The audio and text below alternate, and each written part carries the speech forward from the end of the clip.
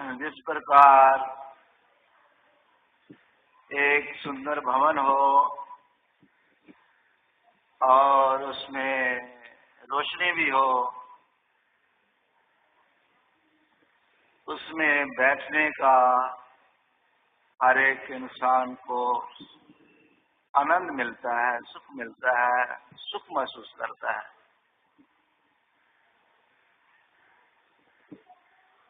अगर बहुत ही सुंदर मकान हो और उसमें रोशनी नहीं हो, अंधेरा अंधेरा हो, तो क्या किसी को अच्छा लगेगा?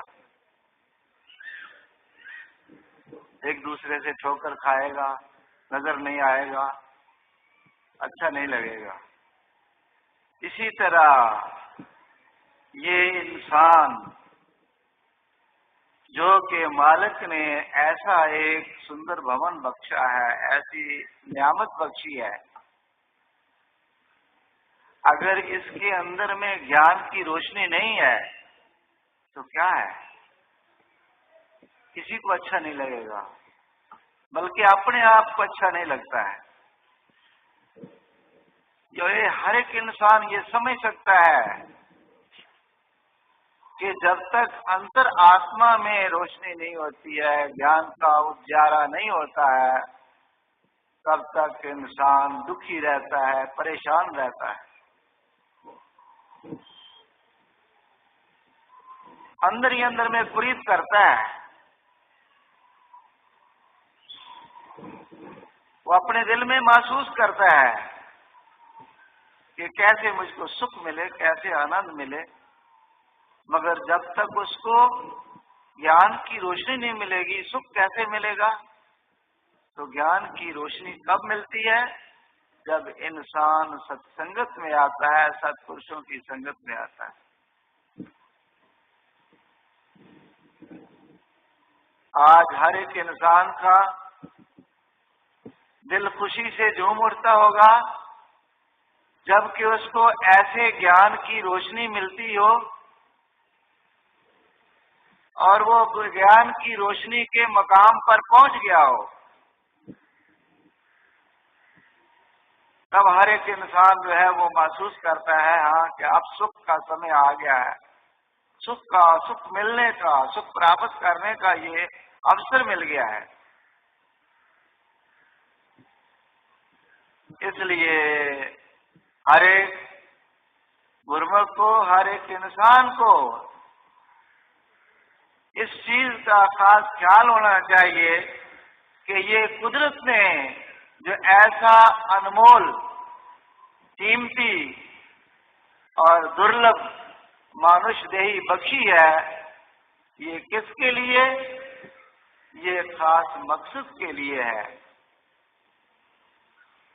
इस मकसद को पूरा करना इसका अपना काम है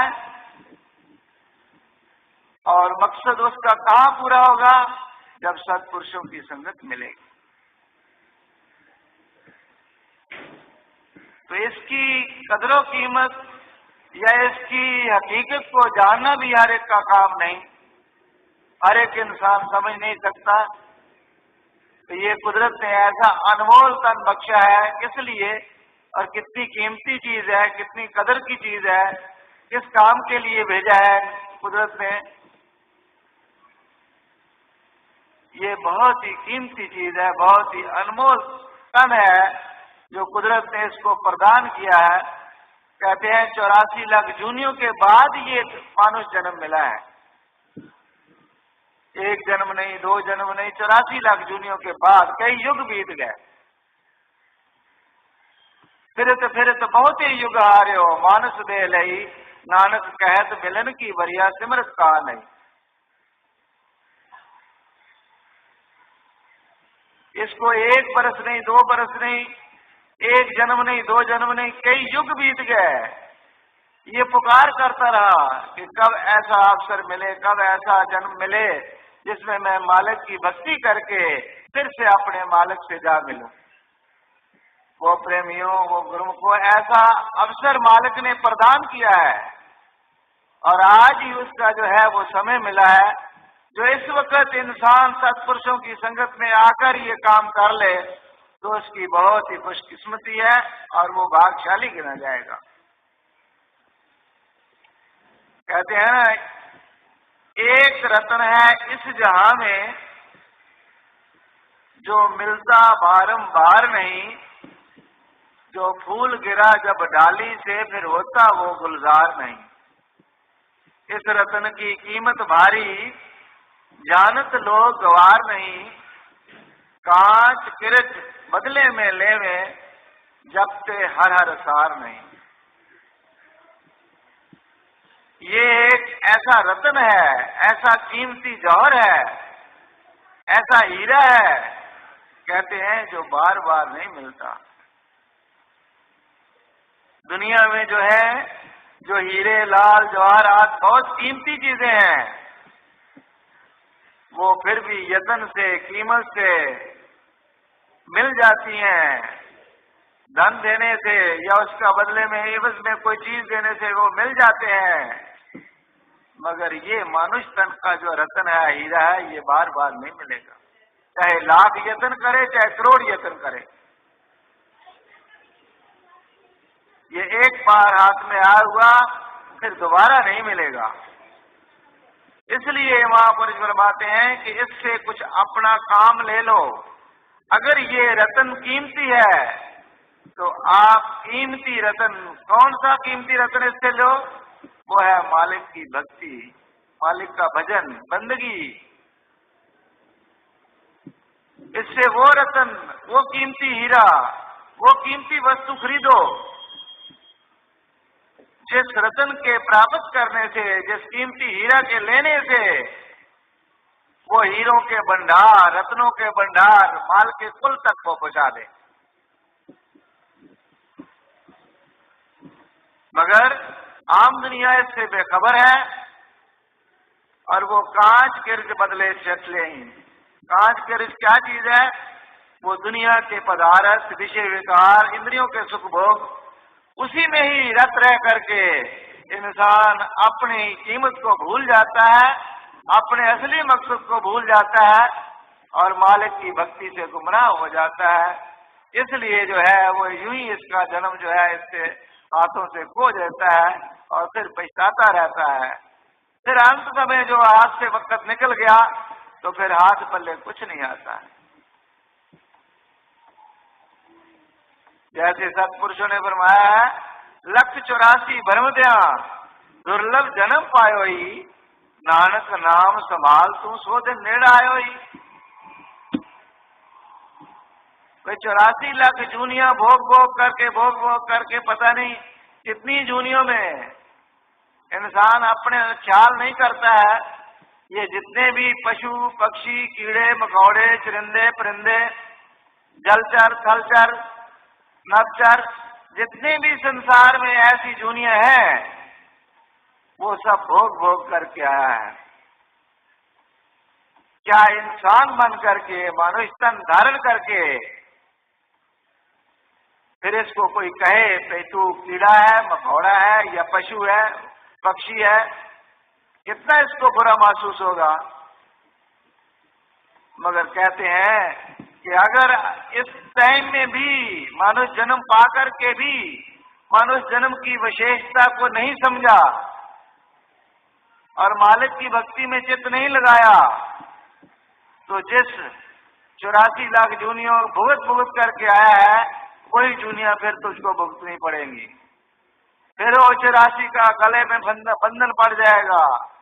फिर कितना दुख होगा, कितना पश्चाताप करना होगा, कितना इंसान के लिए एक मुसीबत का जो है समय होगा।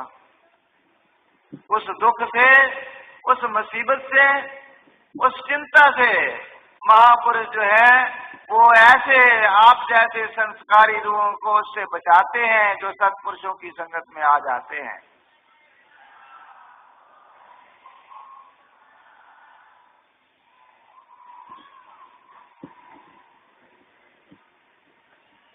आप ही देखो, संसार में अगर कोई इंसान किसी खड्डे में गिर जाए, अंधे कुएं में गिर जाए, तो उसको बाहर निकाल दो, कोई ऐसा भला पुरुष आ जाए उसको कुएं से निकाल दे, तो कितना एहसान मानता है।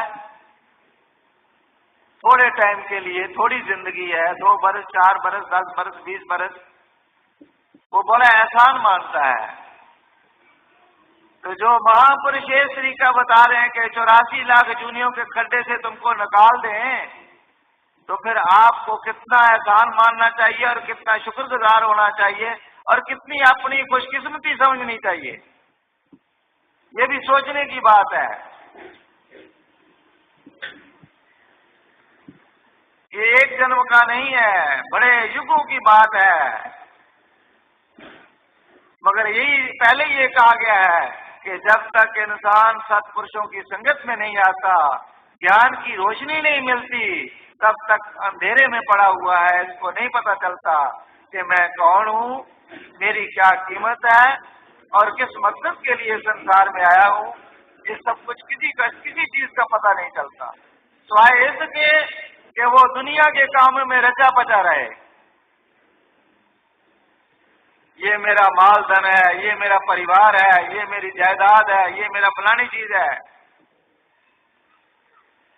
और मेरी मेरी करते करते इंसान सबको जो है अपने हाथों से खो देता है, उसको असली चीज का पता ही नहीं चलता। और मेरी क्या फिर काम आती है अंत समय? कहते हैं ना, मेरी मेरी क्या करे, जिस दिया सो प्रभ लोड, सर पर उठी चलना छट जाती लख करोड़। अगर इंसान कहता है ये मेरी चीज है, ये मेरी चीज है, जब जाएगा तो कोई साथ ले जाएगा? लाखों करोड़ों अरबों का मालिक हो, कोई जाते समय एक पाई भी ले गया? आपने वैसे भी इतिहास में सुना होगा कि कारू ने 40 गंज खजाना जोड़ा था। सिकंदर ने जो है कितने मुल्क फतेह किए थे। तो जब यहाँ से गया, दुनिया से गया, तो उसने कहा कि मेरे हाथ जो है कफन से खाली हो, हाथ नंगे हो, ताकि सब दुनिया को पता चले कि सिकंदर जैसा बादशाह जो है हाथ खाली किया है, कुछ भी साथ नहीं ले गया। तो गुरुमुखो, इस बात का इंसान को जो है ये ख्याल होना चाहिए कि जाते समय तो कोई भी चीज साथ नहीं जाएगी, ना स्त्री, ना पुत्र, ना भाई, ना बंधु, ना रिश्तेदार, ना धन, ना दौलत। साथ केवल जो है मालिक की भक्ति जाएगी, वही सहायता करेगी। इसलिए उससे ही प्यार करना चाहिए, उसको ही दिल में बैठाना चाहिए, उसको अपनाना चाहिए। बाकी दुनिया के काम धंधे हैं, वो फर्ज के मुताबिक इंसान को पूरे करने हैं, मगर असली फर्ज जो है इसका यही है। साथ तेरे जाएगा एक प्रभु का नाम ही, जिस दुनिया पर तू है फिदा वो दर हकीकत है नबी। कहते हैं साथ जाने वाली एक मालिक का नाम है, सच्चा नाम वही है। और जिस दुनिया पर इंसान कुर्बान हो रहा है वो तो नाशवान है, नफी है, किसी चीज ने साथ नहीं देना, केवल एक मालिक का नाम। मगर वो नाम किसको मिलता है? जो गुरमुख जन सत्पुरुषों की संगत में आ जाते हैं। फिर आप ही दिल में अनुभव करो कि वो हकीकी चीज, वो सच्ची चीज, वो साथ जाने वाली चीज, वो मालिक से मिलाने वाली चीज आपको मिली हुई है। फिर आप कितने खुशकिस्मत हैं। फिर उसको प्रयोग में लाएं, उससे फायदा उठाएं, उसका रात दिन आप सिमरन करेंगे, रात दिन उसको जो है याद करेंगे, तो जिसकी याद की जाएगी वो आपको मिल जाएगा। अगर मालिक की याद के लिए आपको ये भजन मिला हुआ है, नाम मिला हुआ है, तो वो नाम नामी से आपको मिला देगा। फिर सब काम आपके सिद्ध हो जाएंगे। जिस ईश्वर परमात्मा से बिछड़ी हुई रूह जो है आज भटके खा रही है, वो एक ना एक दिन जो है मालिक की याद करते करते करते करते उसी में नाम में लीन होकर के उसमें जा समाएगी, तो अपना काम पूरा हो जाएगा। तो गुरुमुखो, यही काम करने के लिए कुदरत ने ये मानुष तन बख्शा है। जो प्रेमी जन, गुरुमुख जन सत्पुरुषों की हिदायत के मुताबिक उस पर अमल करते हैं और उनको अपने हृदय में बैठा करके मालिक की भक्ति में चित्त लगाते हैं, संसार में रहते हुए भी वो खुशो खुर्म रहते हैं और अंत समय जो है उसका सेहला हो जाता है, मालिक से जा मिलते हैं। यहाँ भी उनका जो है तो जिंदगी जो है खुशो खुर्म होती है और अंत समय जो है मालिक के नाम को जपते जपते वो मालिक के धाम में जा पहुंचते हैं।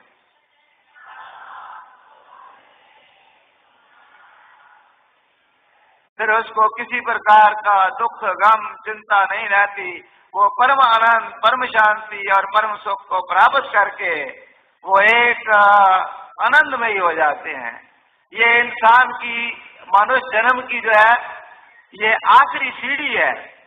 महापुरुष जो है वो आखिरी सीढ़ी यानी जो अपनी मंजिल तक पहुंचाना चाहते हैं तो गुरुमुख जन भी इसी के मुताबिक वही काम करके अपने आप को जो है वो अपनी मंजिल मकसूद तक पहुंचा लेते हैं। यहाँ भी जीवन जो है सुखमय होता है और परलोक भी सुहेला हो जाता है।